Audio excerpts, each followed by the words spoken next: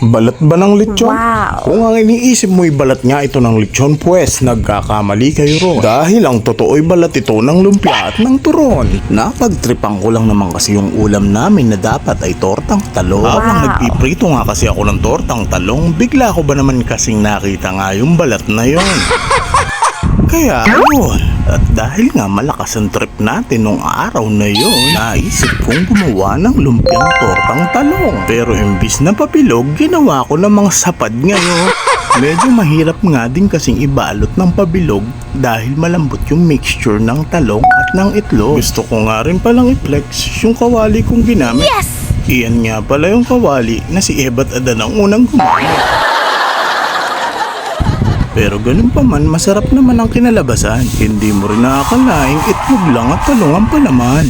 Nakailang sandok nga sa kanin yung mga anak kong pihikan. Sabay sabing, wow daddy, ang sarap naman.